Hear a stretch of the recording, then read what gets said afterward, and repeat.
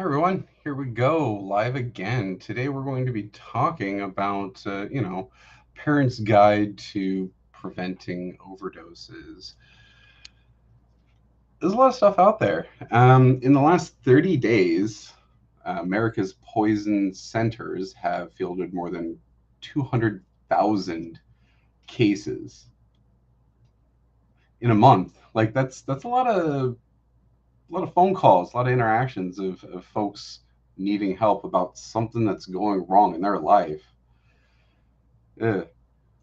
When it comes to all of this, we can drill down into the specific cases, but in general, kids are just getting into things that should have been locked up, put away, put up high, what have you. And when I'm out there in the world talking with people like, oh, hey, this is what I do, 9 times out of 10 somebody has a story to share. It's insane how much this is affecting people in general. And I was telling, you know, one guy, he dealing with some stuff and whatnot. Anyway, his little 1.5-year-old went and grabbed a pill off the top of the counter, and they were able to like grab it out of her hand before she ingested it. But just like how quickly it can happen, and you just put something somewhere, you think it's fine, you walk away, and kids are just right at it. Like it's nuts. Now, when it comes to all these numbers and everything else, I don't. Do we really need to hear about losing, 10,000 kids a year to an accidental ingestion? It's 10,000 kids across the board that, if the parents locked things up better, or not just parents, I mean, there's a lot of folks that have kids in their lives that, that they might not even have kids themselves. And we're talking like aunts, uncles, grandparents, foster providers, people who are in relationships that, you know, um, like myself, where my girlfriend's got a son, but he's with his dad half the time. He's about to start school or high school. That's a fun idea. So much stuff out there going on, and at the end of the day, if we just make the effort of locking things up, talking to kids about why and what, we'll have less phone calls, less ER visits related to this kind of stuff. And yeah, at the end of the day, like, it's preventable. It doesn't have to happen if adults make a stronger effort. It's really like what it comes down to is talking to each other, saying what do you got going on? What are you doing? And saying, "Oh, this is a solution over here. You can do this or that. You can make an effort."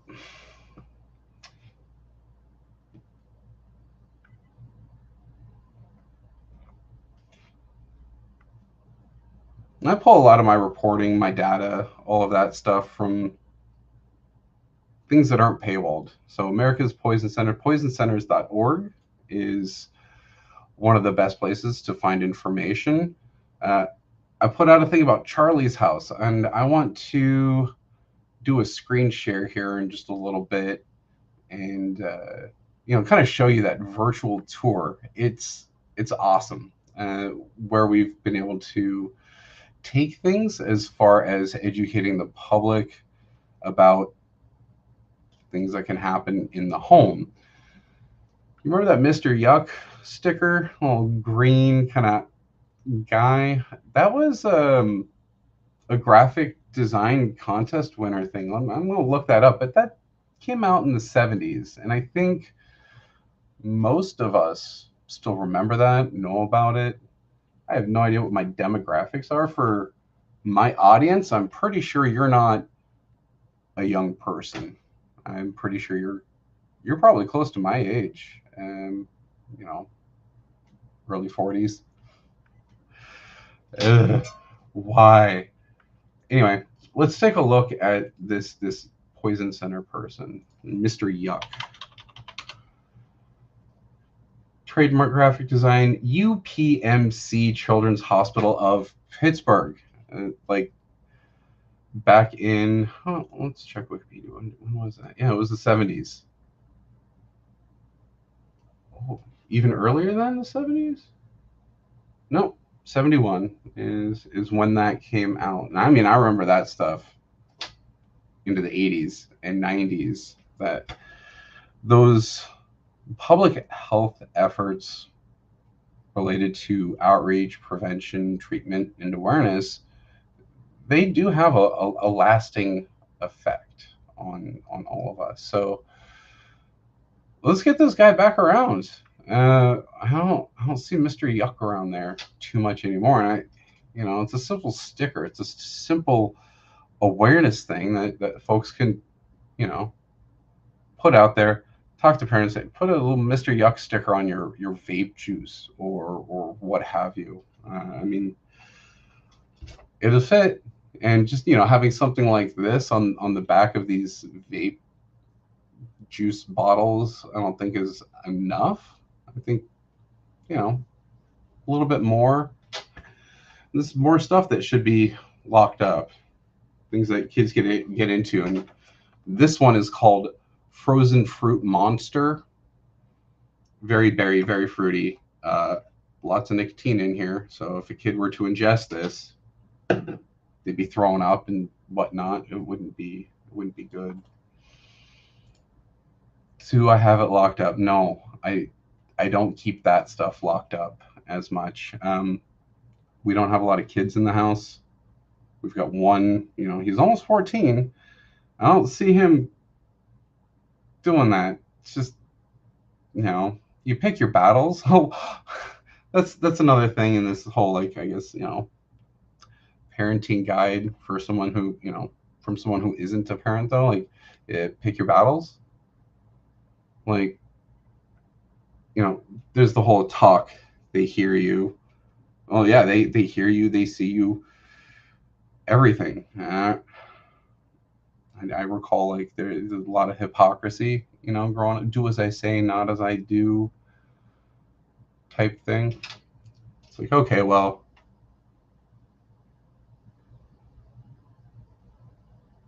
make stronger effort.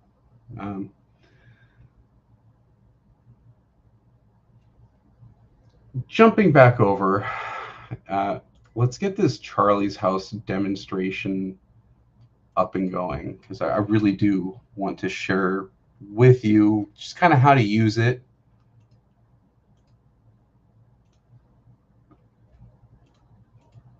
And whatnot. And while I'm going through and doing all this stuff, I'm going to try utilizing, this system that I'm using a bit more. And throw something in chat.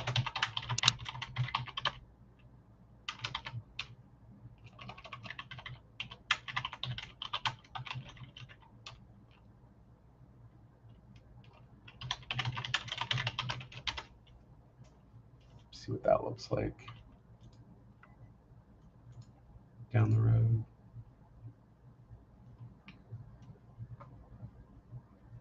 All right. I should keep a stream up of myself so that I can see when I've got that resting face that nobody wants to see that.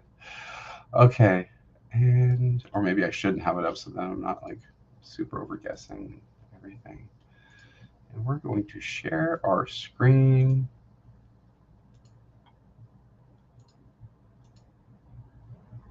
And so I hope you can see this. Now, using my left mouse button, I can click and hold and then kind of pan around whichever room I'm in. And if I jump over to that View Dollhouse button, let's jump into full screen. Hopefully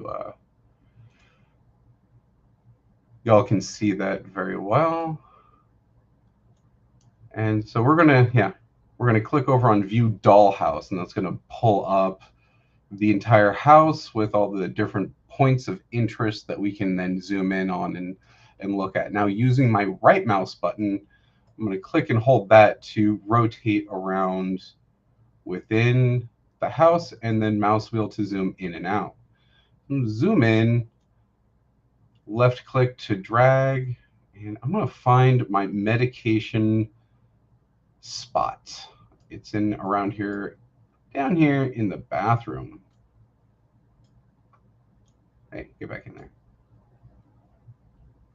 I shared this earlier. I'm not going to play this right now, but Safe Kids put out a fun little video about the surprises of kids, little things that, kids do that kind of surprise you. And of course, getting into things is one way that kids can surprise us.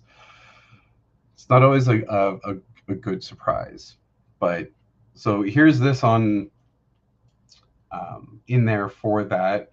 We're also in the a home.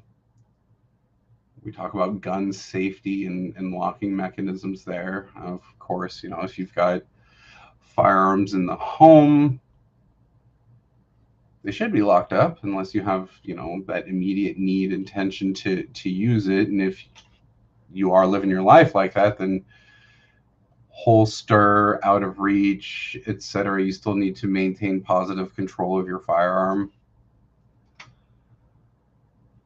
And we'll get into maybe some of that stuff down the road. It's not in the here and the now, but it's something to address.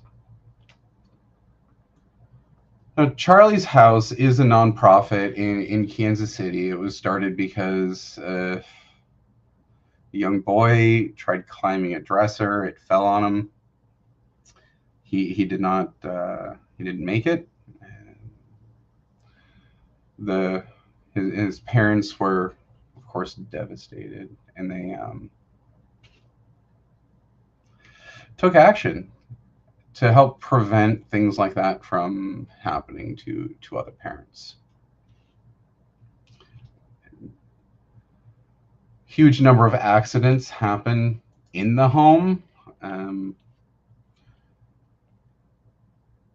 That's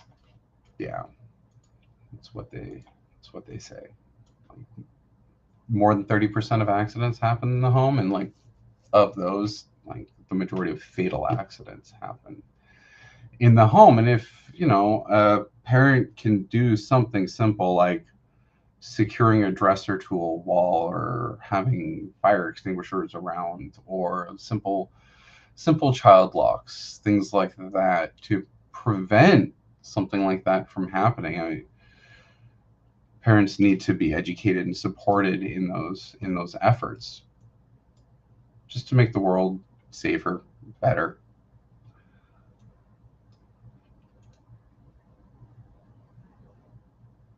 Okay, I see how this screen share is working. Let's slap it there. There we go.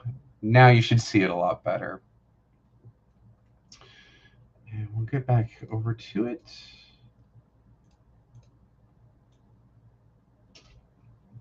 Excellent. Not every one of these points of interest are going to be, related to what I'm doing with the medication storage. You just hover over these points of interest, and you can see all the different videos. I encourage you to go through and just watch them. I didn't find any of these videos to be extremely long, complicated, convoluted, or anything like that. It's really short, simple, to the point. If we wouldn't encounter any kind of copyright infringement issues or anything, I would be happy to walk through all that stuff, but we can't do that. Let's see about moving this around. I think we're getting to a point where, we understand how it works. and everything. So take the time, jump over into this website and check it out. You know,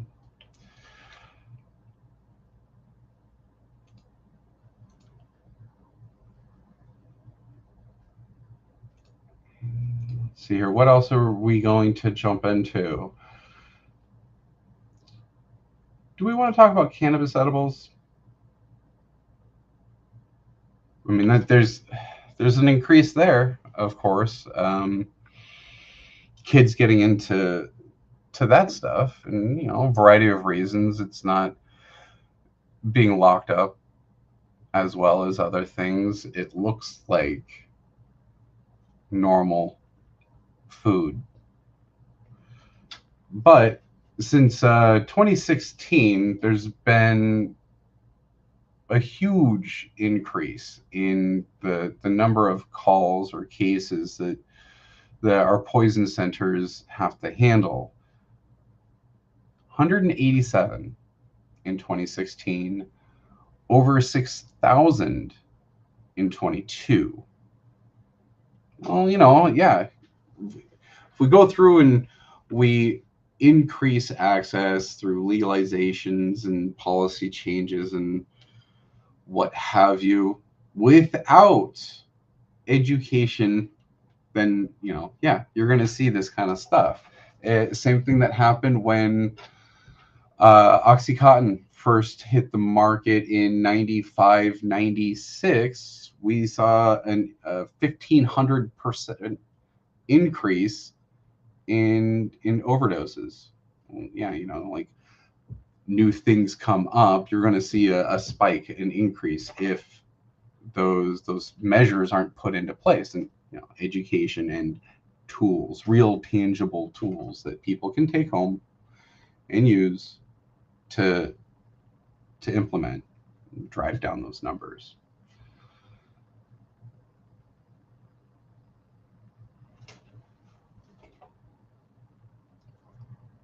Parents talking to their, I mean, I say parents, but people with kids, people with children in their lives,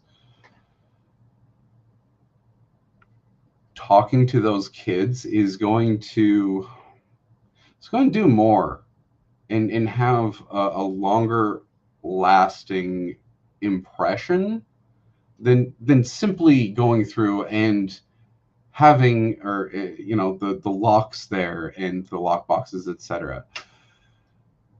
We have to educate ourselves. We have to educate our future. If we say, hey, this is why we're doing this,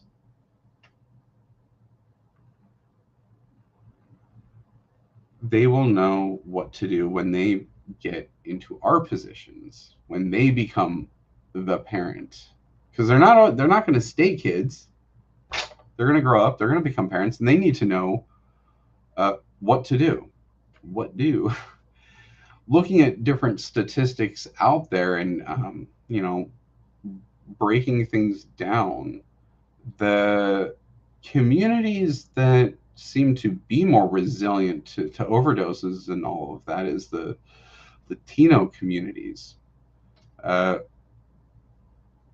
Is it because of the abuelita?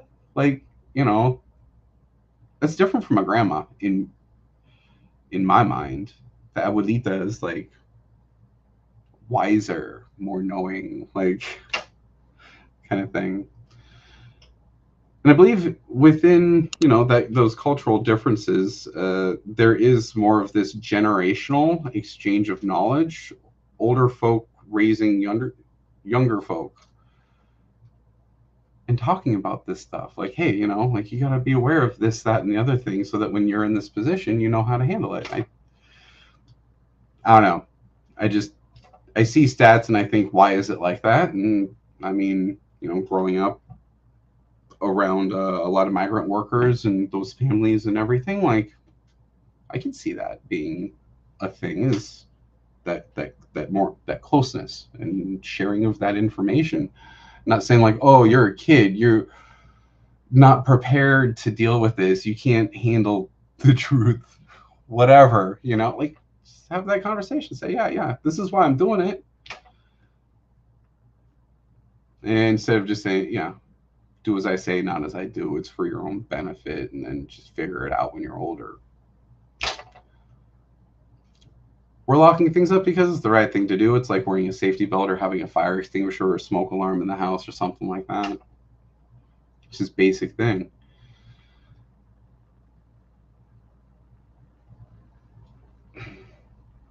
Yeah, if I had a million people like watching me right now, I'd sign off with this. Make a stronger effort to keep drugs away from the children in your life. Thank you for watching. Tomorrow we're going to be talking more about cannabis, safe cannabis storage, and what all that kind of stuff looks like. So thanks for joining me today, and I will